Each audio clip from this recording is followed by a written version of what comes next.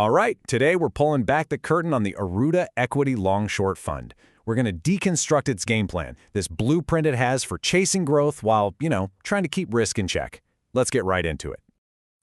This is the million-dollar question for pretty much every investor, right? You want those awesome long-term returns you get from equities, but man, you'd really rather skip the gut-wrenching drops. Well, this fund's entire strategy is built to tackle that exact problem. And there you have it, straight from the horse's mouth. This one line really sums up the whole promise. It's all about finding that sweet spot, being in the game to catch the market's wins, but also having a solid defense ready for when things get a little choppy. And that really leads us perfectly into what we could call the modern investor's dilemma. It's that classic push and pull between wanting more and, well, not wanting to lose what you have. It's a real tug-of-war. On one side, you absolutely need your money to grow, right? To beat inflation, hit your financial goals. But on the other, nobody, and I mean nobody, wants to watch their savings get hammered in a market crash. This strategy is designed to live right in that tense in-between space. So let's look at the official objective here. The key phrases to zero in on are long-term capital appreciation, that's the growth part, obviously, and across diverse market conditions. That little phrase signals this ambition to be tough and resilient, whether the market's soaring, sinking, or just going sideways. Okay, so first, let's pop the hood and look at the engine. How does the strategy actually try to capture that growth? This is the part that's going to feel really familiar to anyone who's ever bought a stock. Yep, this is Investing 101. It's about finding companies you believe in, those high-conviction ideas, and buying their stock, hoping it goes up in value. This is the main growth driver. Pretty straightforward. So you can think of it like this. On one side of the coin, you have these long positions, which are basically bets on success. But this is a two-sided strategy. And the other half, well, that's where the risk management really starts to get interesting. So let's flip that coin over and look at the other side of the blueprint. This is the fund's defensive play, its safety net, that's specifically designed to help protect against those nasty market downturns. And here's where it gets cool. You can see how these two parts are meant to work together. While the long positions are out there searching for winners, the short positions are doing the opposite. They're betting against stocks that the fund manager thinks are maybe overvalued or just fundamentally weak.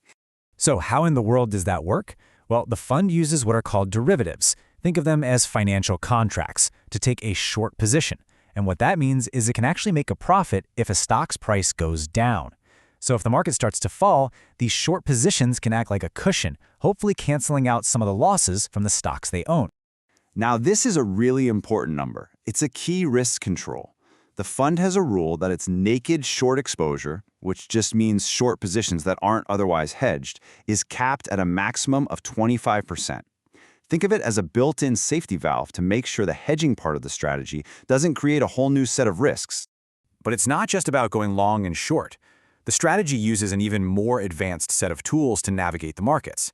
And this is where things get really sophisticated from a portfolio management perspective. So, we just talked about using derivatives for shorting, but that's not their only gig. They're also used as really precise tools to do two other things. One, to try and generate some extra income, and two, to fine-tune the overall risk level of the portfolio. Let's break down a couple of key strategies you'll see mentioned. First, a covered call. The easiest way to think about this is like you're earning rent on a stock you already own.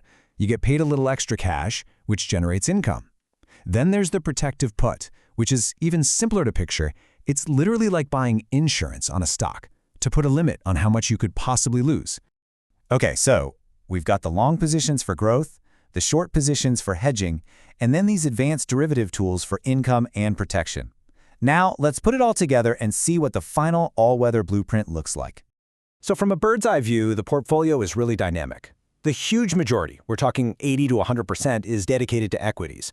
But there's also this smaller, flexible slice for debt instruments, which can add some stability and income. And the fund manager can dial that up or down depending on what the market is doing. And when we zoom right into that main equity portion, you see our three key players all working together. You've got the long positions acting as the growth engine, the short positions playing defense, and then strategies like covered calls trying to churn out a little extra income on the side. And all of this brings us full circle, right back to the ultimate goal. The whole point of mixing and matching all these strategies is to shoot for returns that feel like you're in the stock market, but with a potentially much smoother ride, with volatility that feels more like a balanced hybrid fund.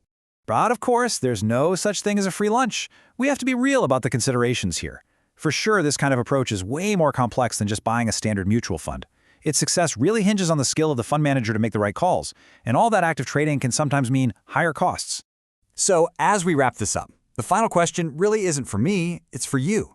For an investor who wants to be in the market and capture that upside, but is also really cautious about those wild swings, well, a strategy that's built from the ground up to play both offense and defense can be really compelling. The key is figuring out if that kind of balance is the right fit for your own long-term goals.